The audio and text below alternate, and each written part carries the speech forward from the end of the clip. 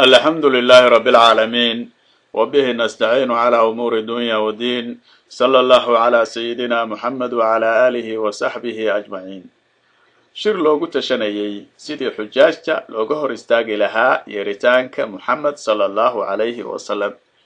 Maalmahaas waxaa kaloo Quraysh mashquulinayay arrin kale oo iyadoo aysan dhowr bilood ka soo wareegin ku dhawaaqidii faafinta diinta baa waxaa soo dhowaaday xilligii xajka. waxayna Quraysh ogeyd inay wufuudii carabtu imaan doonto oo xajka ay beel walba ka soo qayb geli doonto.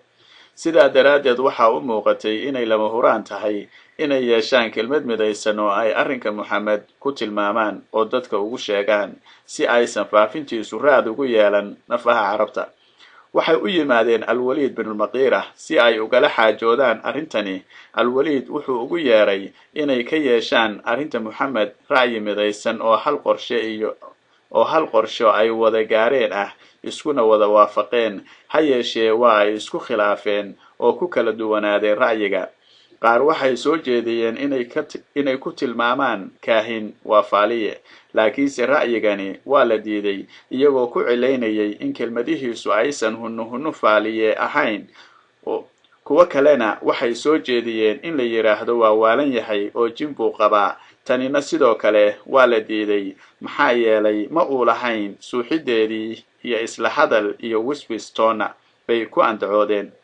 maan dhahno waa gabiya. qaar baa yiri halkan sidoo kale iskuma ayan waafaqin iyagoo xujaysanaya in kelmadihiisu ahayn gabayga waa wada naqaan luuqayntiisa iyo tixihiisa iyo masaafadiisa kiisa xiran ama fidsan. marka gabiya ma aha. waa yahay haddaba waa falanfalow waa sixiroole baan dhahaynaa.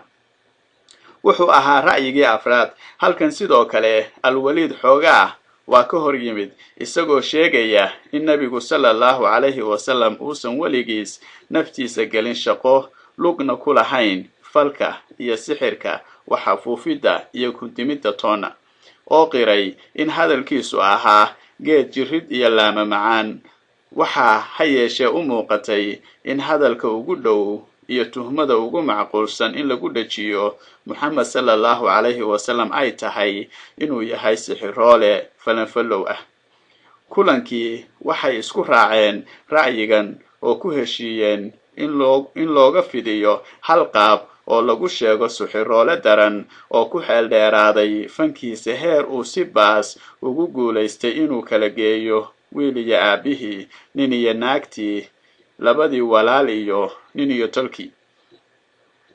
arrimaha qaarkoodna waxay sheegayaan markii Al-Walid ku diiday kelmadihii ay soo bandhigeen oo dhan inay yiraahdeen adigu ra'yigaaga oo aan laalaab lahayn na tus. markaasuu ku yidhi ii kaadiya aan ka soo fikire markaasuu Walid fikir ku dhaqaaqay ilaa uu aakhirkii u muuqday eraygii aan soo xusnay dhowaan.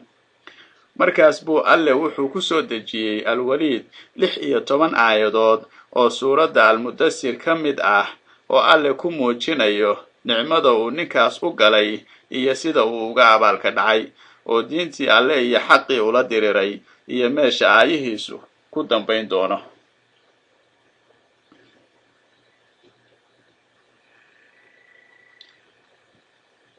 markii goluhu go'aankaas isku raaceen bay waxay galeen inay fuliyaan oo waxay fariisteen jidadkii dadka xujinayay ka iman lahaayeen.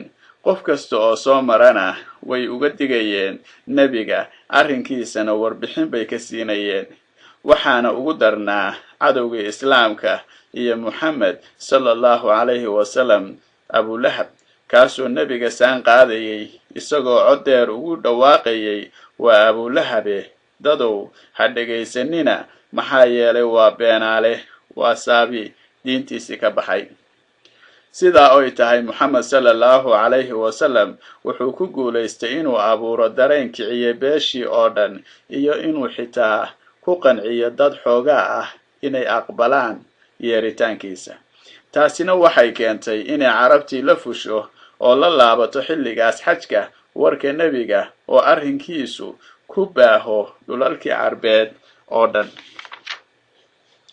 markii ay Quraysh aragtay in Muhammad sallallahu alayhi wasallam aan marnaba laga joojin karin faafinta diintiisa iyo yeeritaanka dadka uu ugu yeerayo, Quraysh isku dayid faashil ah si ay u joojiso mowjada dheeraynaysa ee dacwada waxay mar labaad naf ka raadisay oo doorteen habab kale oo raqiis ah iyo inay cadaadis iyo caburin saaraan faafinta diinta. Hababkaas ay isku raaceen inay ula diriraan waxaa ka mid ahaa ku jees iyo quursi iyo beenin iyo ku qoslid.